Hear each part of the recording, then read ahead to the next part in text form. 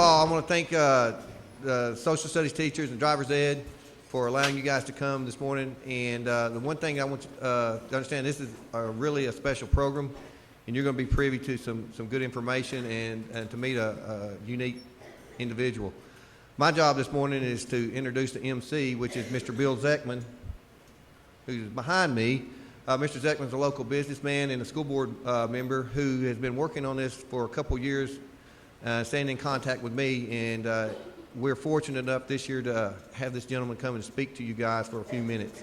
And I want to turn this over to Mr. Zeckman. Thank you very much, Mr. Walker, and bright good morning to all of you students, to faculty members, to the support staff here at Warren County High School. I've got to say, the greatest high school in the Western Hemisphere. Wouldn't you agree? Do you agree? Okay.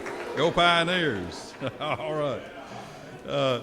Thank you all so much. It's really a privilege and an honor to be here. I'm also representing, in addition to the school board, State Farm Insurance. State Farm Insurance, the largest insurer of private passenger cars in the United States, takes great pride in promoting and supporting programs of safety awareness for our teen drivers, for the novice drivers and for the aspiring drivers. I know that some of you, based on your age, you are aspiring drivers and you're looking for that day to get the keys to the car and get your driver's license. We have a really serious message for you this morning. According to the Centers for Disease Control's National Center for Injury Prevention and Control, based on figures from 2010, automobile crashes account for 35% of teenage deaths, premature deaths in this country. And in that category, 1 out of 3 of those fatal auto crashes is alcohol related.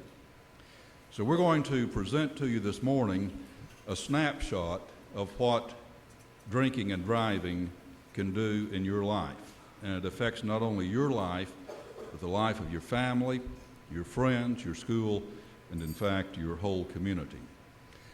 I'm very pleased this morning to have these 3 representatives of the 3 law enforcement and traffic patrol agencies that work in Warren County. We've got Detective Mark Martin from the Warren County Sheriff's Office over here, Patrolman Ben Cantrell from the McMinnville Police Department, and Trooper Kyle Heron from the Tennessee Highway Patrol. We wanted them here for 2 reasons. Number 1 is to give us an opportunity to say thank you for the work that they do. They truly protect and serve. They're here not as your enemies, they're here as your friends and protectors.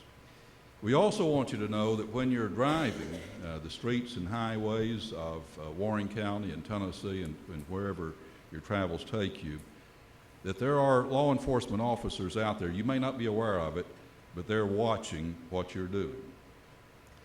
And they're there to keep you from getting in trouble and causing trouble for other motorists on the highways.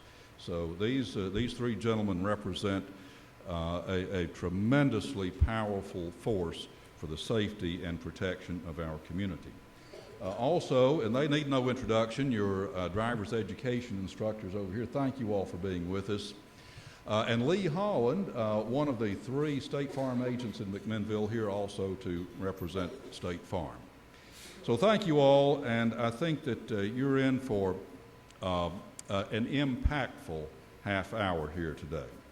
I also want to mention, is Tony here? Tony Lester is here, and we'll have more to say about him a little bit later on, but he is a personal assistant for our guest speaker today.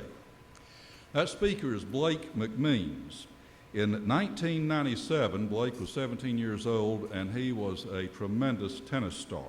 And as a matter of fact, he was a nationally ranked tennis champion, had a bright, scintillating future ahead of him until one night in November of '97, he made the unfortunate decision to consume some alcohol and then get in his car.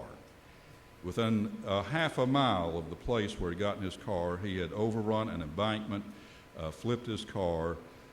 As a result of that crash, he was in a coma for about 4 months. And that was followed by very extensive and arduous physical and occupational therapy to help him regain his physical and cognitive and his motor skills. It is an ongoing battle that he fights every day, learning how to adjust to living in a world without the use of the right side of his body. He has a message that I think you won't forget. So it gives me great pleasure today to present to Warren County High School students and faculty Blake Mcmeans. Blake, come on out.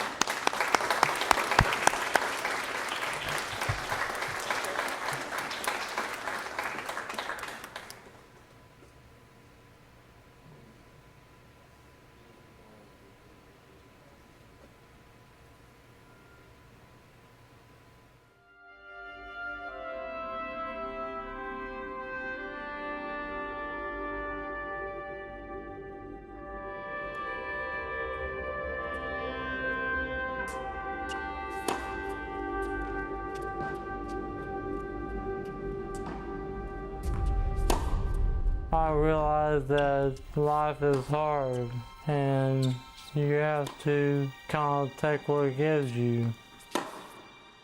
Everything came easy to me, everything.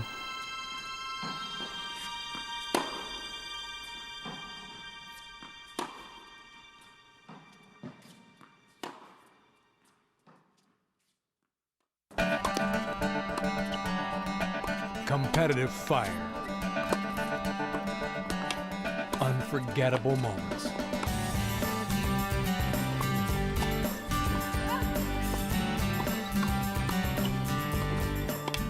College tennis players tune up for a tournament tomorrow with teams from the Atlantic Sun Conference.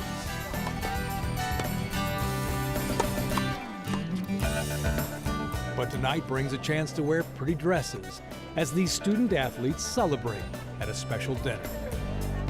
The guest speaker is a former tennis player named Blake Mcmeans, who could have beaten anyone in this audience. Could have beaten just about anyone, anywhere.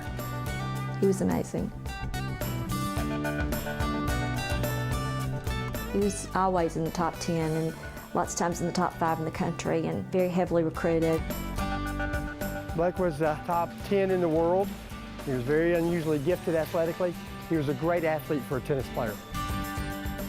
And at dinner tonight, Blake Mcmeans, star athlete, has the undivided attention of everyone here before he ever says a word.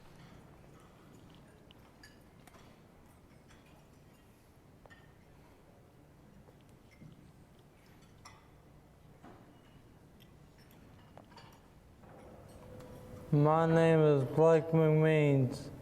I'm here to talk to you about drinking and driving. As they say, a picture's worth 1,000 words. And if you saw me walk up here to the podium, you saw a picture of someone who decided to drink and drive. Blake remembers when he was about to be a college tennis player himself. About to be. Not only was he gifted athletically, but also academically. He had graduated early from high school and decided to stay in his hometown of Knoxville to follow in the footsteps of his dad, who had been a star player and captain of the University of Tennessee football team. I thought he was going to be a pro. He was going to go to the University of Tennessee with Coach Mike DePalma for a year or two, and then he was going to go on the circuit. And Blake had lots of friends. He was surrounded by people who admired him. I was voted best looking at my school. I was like one of the most popular guys. It was great to grow up with a stud big brother, you know, great athlete, always one of the coolest guys on campus. So it's no surprise that Blake was recruited by some of the top fraternities at the University of Tennessee. Everything was kind of like a celebrity status for me around Knoxville. But not everything is as perfect as it seems. As he will tell you now, Blake was sneaking alcohol from his parents' liquor cabinet when he was just 12 years old. And the older he got, the more he wanted to drink. It was what everybody else was doing.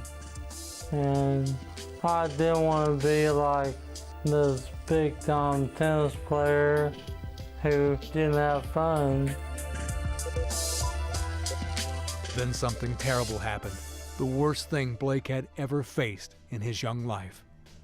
My dad was jogging and he had a heart attack. They said he was dead before he hit the ground. I loved him with all my heart. It was devastating.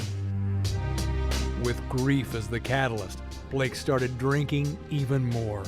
And as strange as it seems, his sister Blair was given a frightening glimpse into the future. It sounds bizarre, but I had a dream that my mom was pushing a wheelchair and that it was Blake in the wheelchair. On the evening of November 10th, 1994, Blake went to meet some of his future frat brothers from Sigma Chi at a hangout in an area known as the Strip, just off campus. And I just said, please don't drink and drive back home. I can remember he was on his way out the door, he was in a hurry, and he was like, okay, Blair, you know, just, I was being nagging. Blake didn't want to hear any of it. He just wanted to have a good time. It was a big night, one he thought he would never forget. I really don't remember that night, but I mean, I'm just gonna go by previous nights. I probably had somewhere in the neighborhood of 10 beers, maybe more.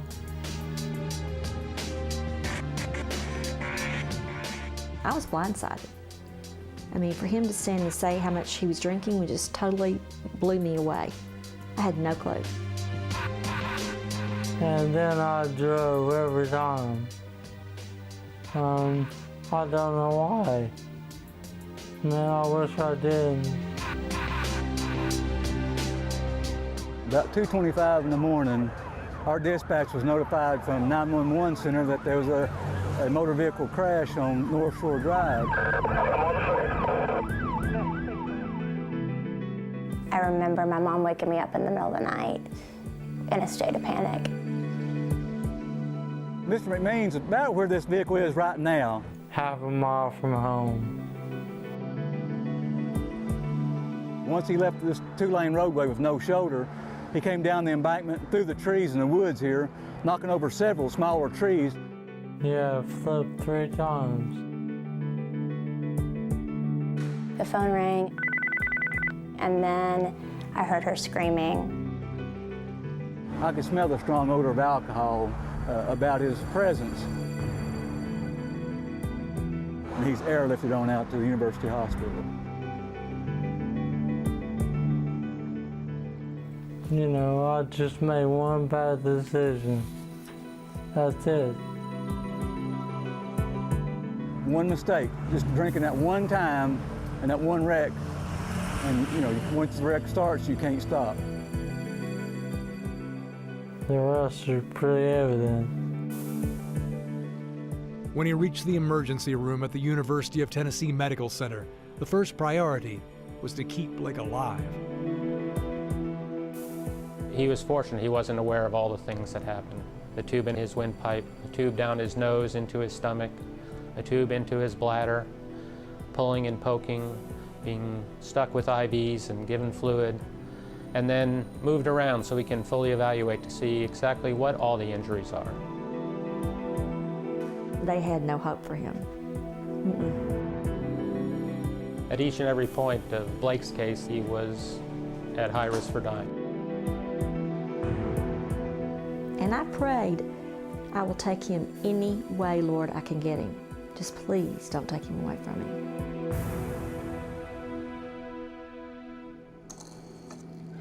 While Blake survived the initial trauma, he remained in a coma. His care transitioned from trauma surgeons to specialists in rehabilitative medicine, and the chances of significant recovery seemed unlikely. Blake was very, very severely damaged. Many people with his kind of injury die. They don't make it to the next level. I was unconscious for 3 months, almost 4. So it was a pretty long time. He was paralyzed in both arms, both legs. Still, the right was severely paralyzed, couldn't do anything with it. And the left side, just some partial movements. But it wasn't just Blake who was hurt. This is the kind of injury that devastates an entire family. I really struggled as his mother, you know. Here's a kid who had it all, and I don't understand that anything would be so great that you, Lord, who are so wonderful, would allow this to happen.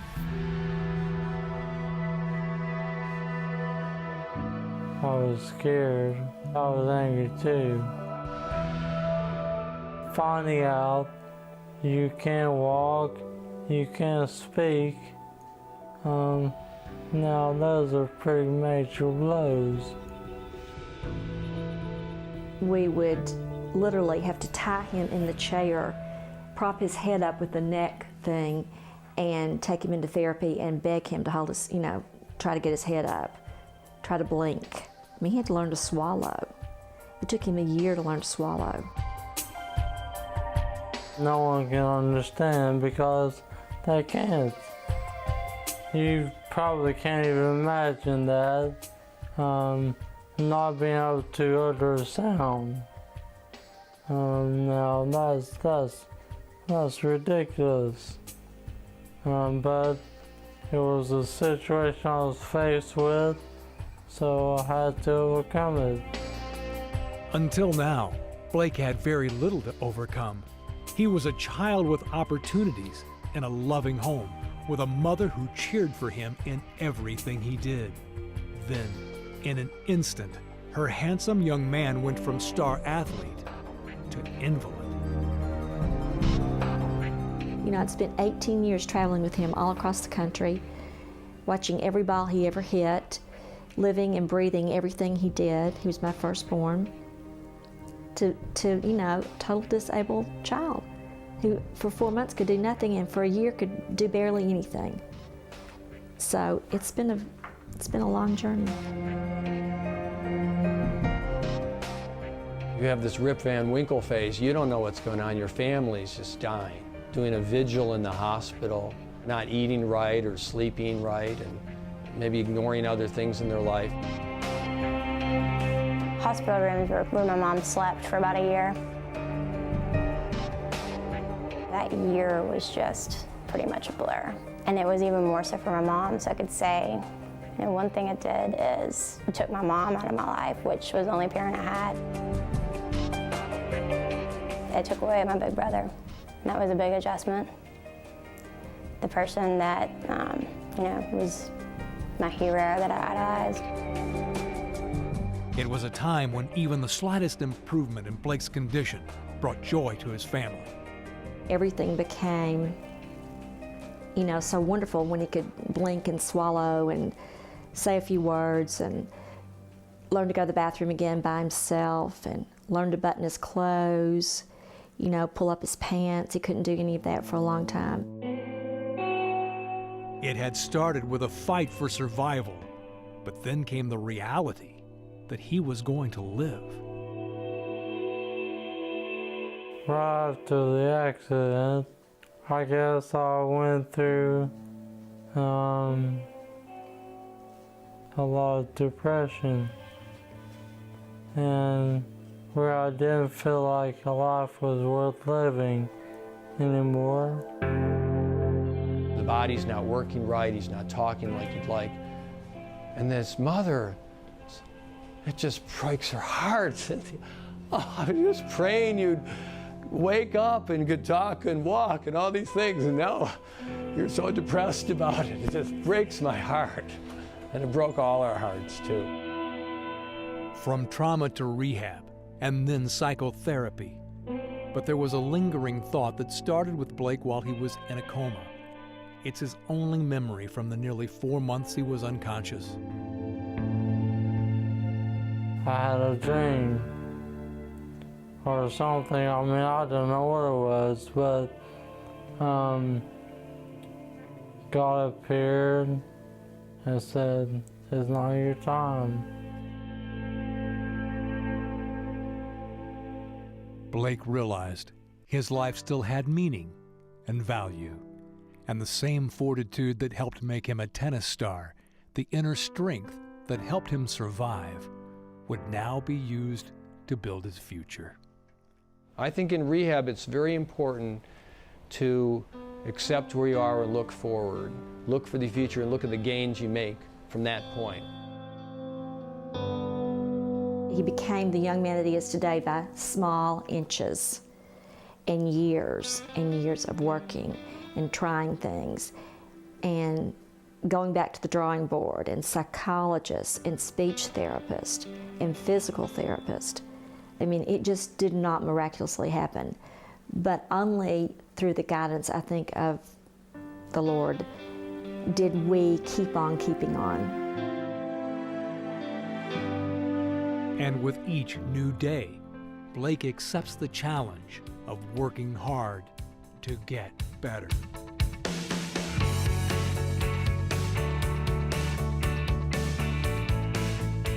I can basically do pretty much everything on my own except button my shirt and tie my shoes. I struggle with my right side. My right arm doesn't work. Really, I mean, I can get some movement out of it, but it's getting better now.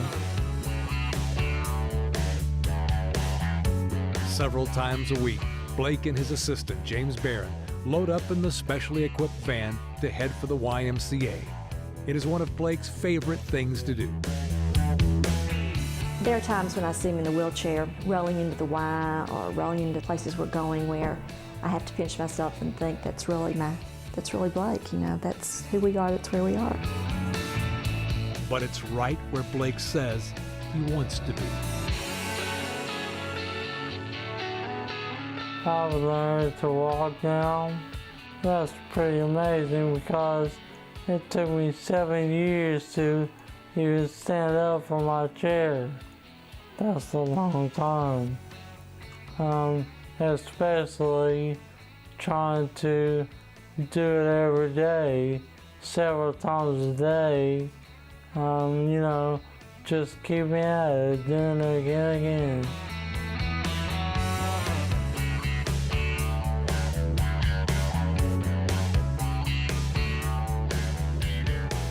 If this hadn't happened, I'd probably be playing tennis somewhere, doing something for myself.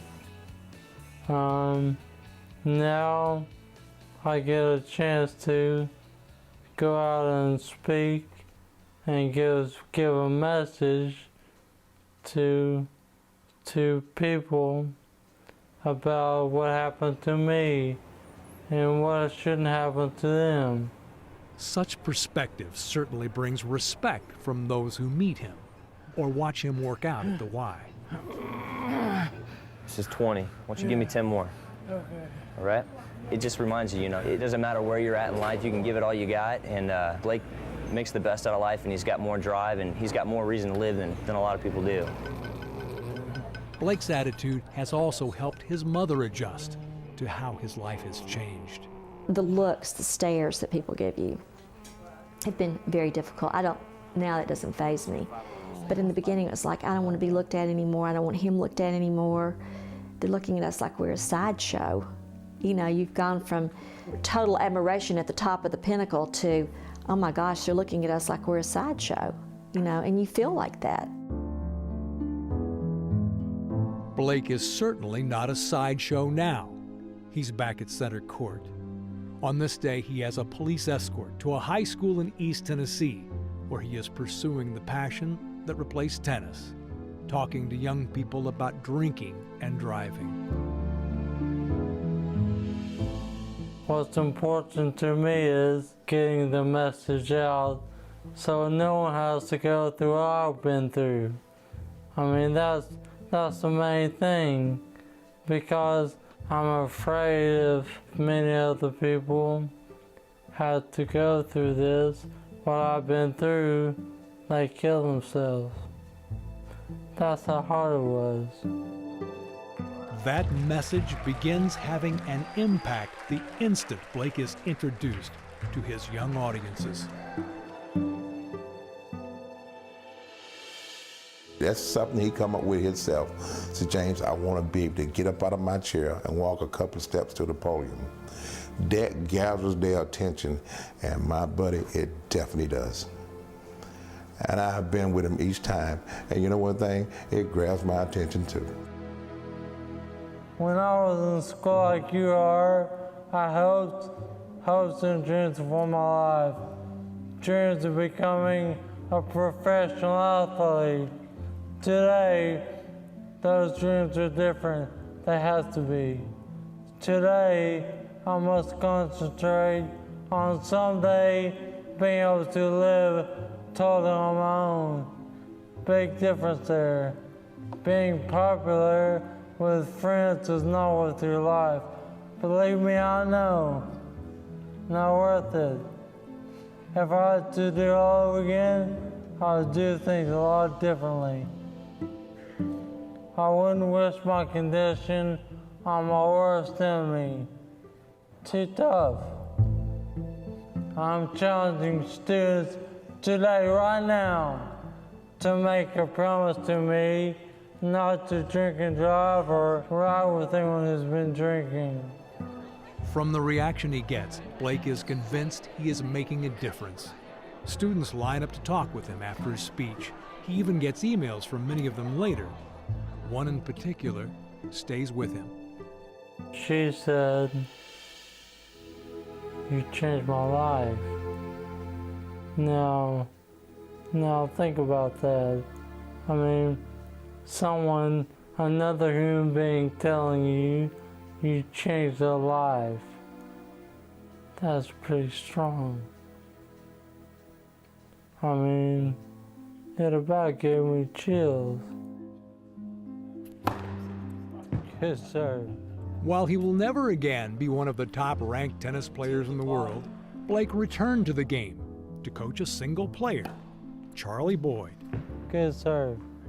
I just kind of took a liking to him because I saw how hard he worked, and it reminded me of me, and I didn't want to work with anyone who didn't work hard. Knowing what he's had to overcome has really helped me, one, cherish the time I have on the court, and two, not worry about the hard work that it takes to be good at this sport. Hit through it. He can't play the game that he loves anymore. I can. That's a gift. With Blake's help, Charlie went from near the bottom of the lineup on his high school tennis team to All-American in college. And just as Charlie has exceeded all expectations, so has Blake. This person I saw at the beginning and watched for the first few weeks and then saw where he is now, I'd use a word like shocked. It was wonderful. It was miraculous kind of improvement. I do remember thinking that there are some things worse than death, but I've changed all my thinking about that because I think his life is so much better than most, and he's so much more purposeful than most, that death would have been tragic for this child.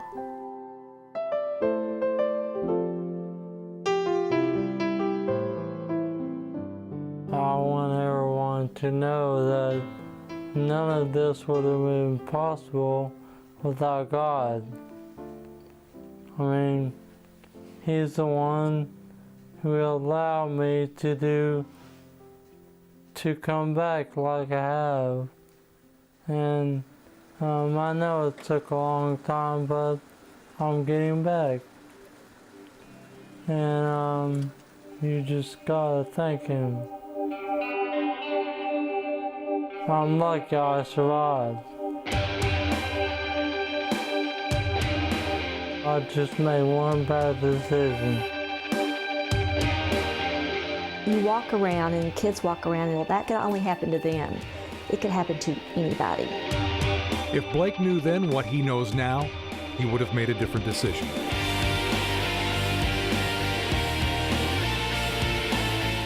What if? What if he'd never had this crash? I'd never investigated it. You know, I would be reading about him in the papers probably as, you know, a top-ranked professional athlete in the tennis field nowadays. But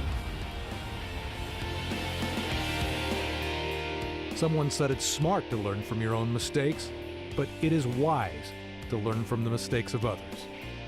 Blake hopes you'll learn from his.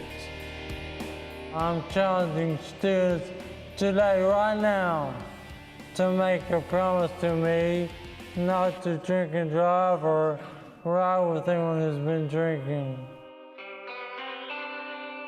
Blake making one bad decision changed his life forever. He is a living example of what one bad decision can do to the rest of your life.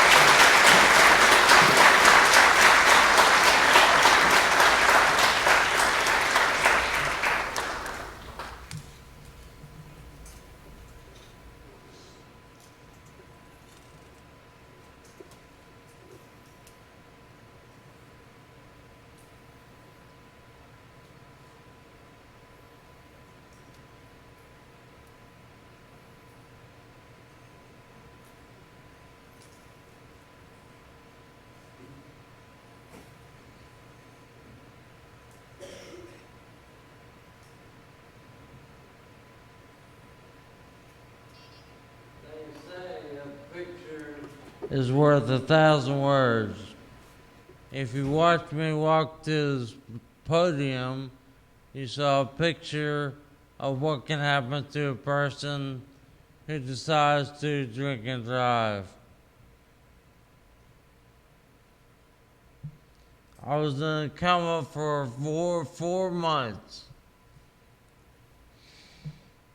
It took me a year to utter sound, and another 5 years after that to talk in sentences.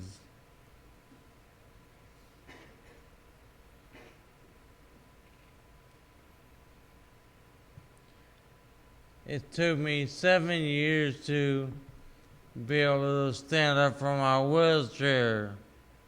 And then after that, another 2 years to string steps together. So it's been a long journey, and it's not over yet.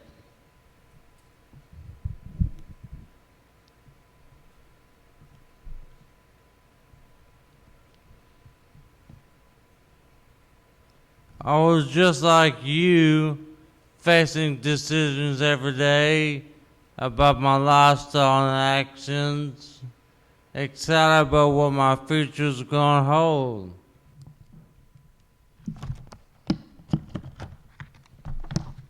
Now, is that too loud?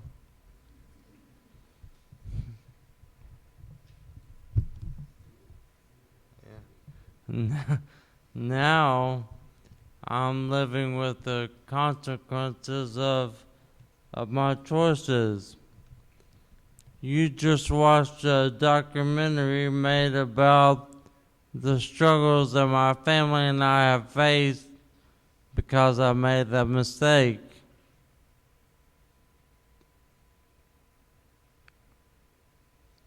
And I don't want something like this to happen to you.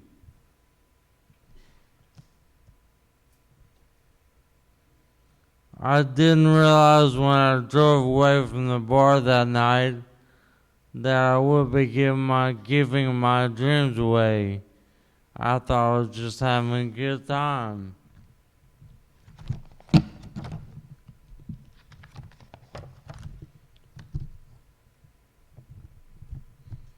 But now, I will never be a world-class tennis player, and I have to live with that. I'm here today to share my story with you in hopes that it will inspire you to make better choices than I made, and hopefully support those around you making good decisions as well. My entire life is different now because of that one night.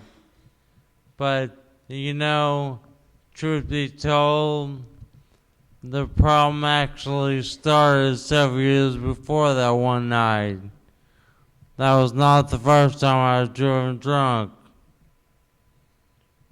The truth is, I started stealing alcohol from my parents' liquor cabinet when I was about 12 years old.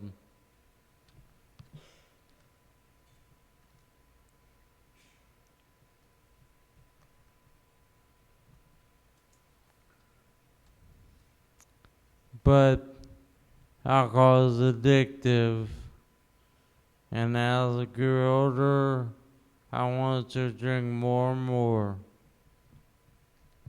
But by the time I was in high school, I had a steady pattern of drinking heavily on the weekends.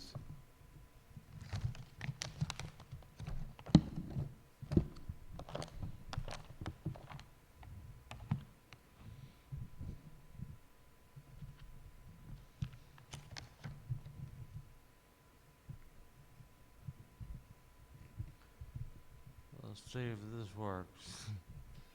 At the time, I didn't even realize it was a problem.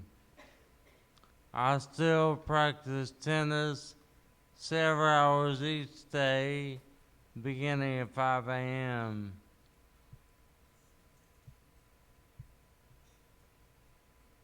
I was able to maintain my national ranking and earn a full scholarship to the University of Tennessee. Looking at me from the outside, I was a healthy, happy teenager with his whole life ahead of him. If anyone knew what was really going on with me, they were not brave enough to say. I hid my alcohol use from my parents and others that might have disapproved.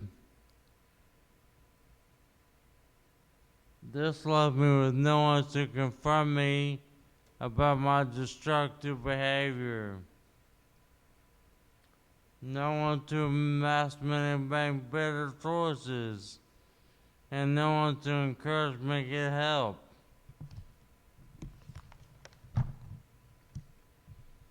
I was on the road a lot, playing tennis and hanging out with older kids, and I thought drinking alcohol made me cool. It seemed like it was no big deal, and everybody was doing it. But it was a big deal. I was gambling my future, and now my future is drastically different.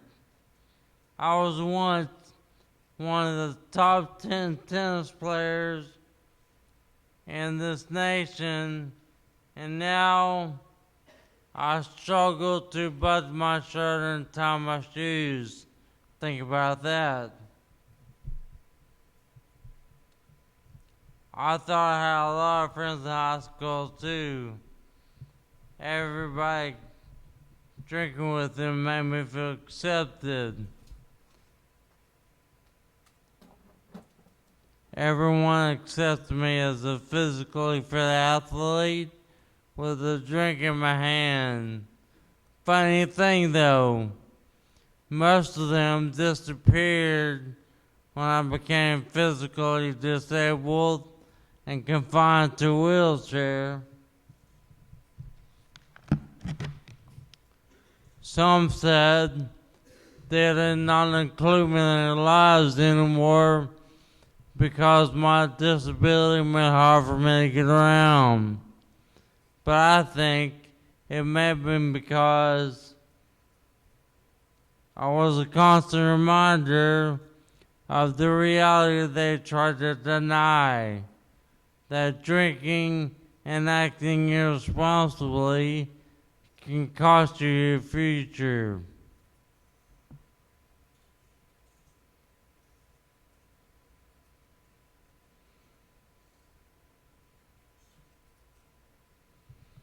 I know it's almost impossible to deny that there can be serious consequences that come along with drinking and driving when I'm around.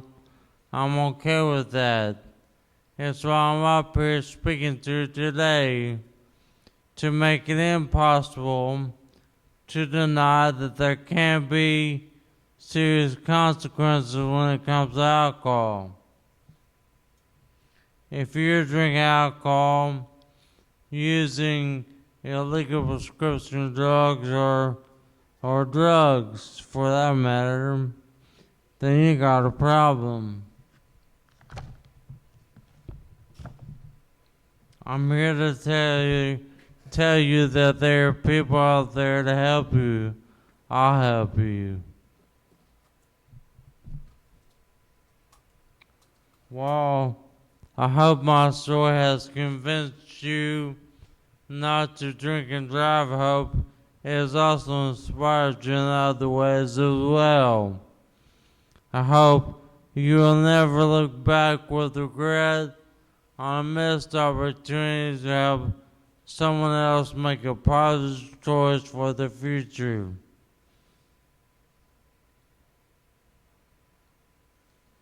And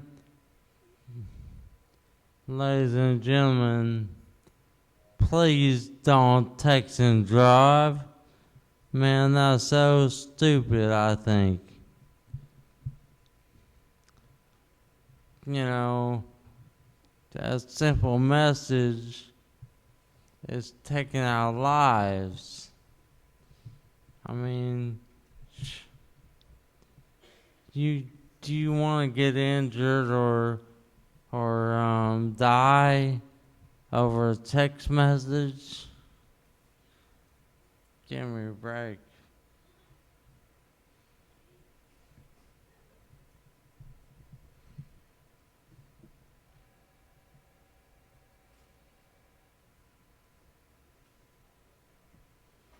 And also, use Uber. It's a great service and it helps everyone get to their destination safely. And use the code Mcmeans and it helps my foundation. Thanks.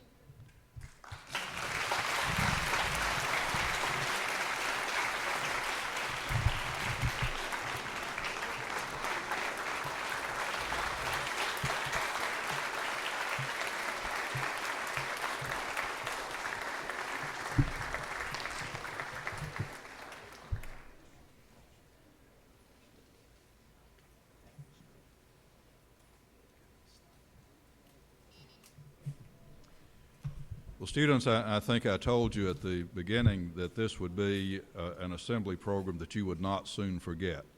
We hope that you never forget it. You see, in Blake's situation, he looks back on the choices he made, and the choice he made is irreversible. But I truly believe, as the video documentary pointed out, that he is living for a purpose now. And I believe that Blake and Tony taking their time to come out and make these presentations really does change lives. So we want to thank you. We're going to have to get on to the next stop. Blake will be speaking to McMinnville Noon Rotary at 12 o'clock. He will have just a few minutes up here on the stage if students would like to come up and see him. I realize we're just about to intrude on your lunch hour, but Mr. Walker, I don't think I've ever been in an assembly with what I'm guessing 200 people that was this quiet. The house was just amazingly quiet. So, you know, we want to thank and compliment you all because you were very attentive, you were very respectful, and hopefully you learned a very important lesson here in the last 45 minutes. We want to thank you. I want to ask Lee Holland to come over here, and I mentioned also that the State Farm insurance companies absolutely believe in what Blake is doing, and nobody could bring a message as immediate, as urgent, and as compelling as Blake can do. And I think you would agree with that today.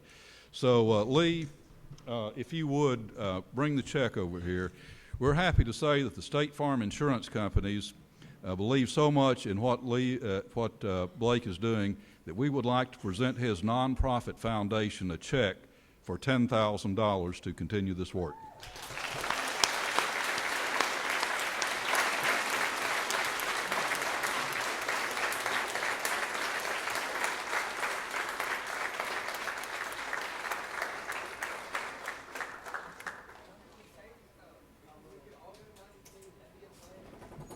Okay, thank you very much. That's not the real one. That's a facsimile, of course. I don't know whether the real one has already been sent to the foundation, but if not, it's in the mail, okay?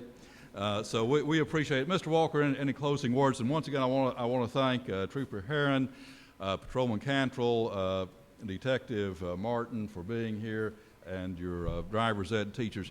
You know, those driver's ed teachers, Mr. Walker, have nerves of steel and the patience of Job. I don't know how they do it, but just keep on doing it, okay? Thank you so much. Mr. Walker, any closing words? Just real quick, I want to second what Mr. Zeckman said and compliment you, but I want to take it a step further. What Blake said, you need to go out and be mission people to your friends, because that's what the real mission about this is. If we want to stop this, it's going to take us all. So I appreciate your attention, and you may be dismissed to lunch.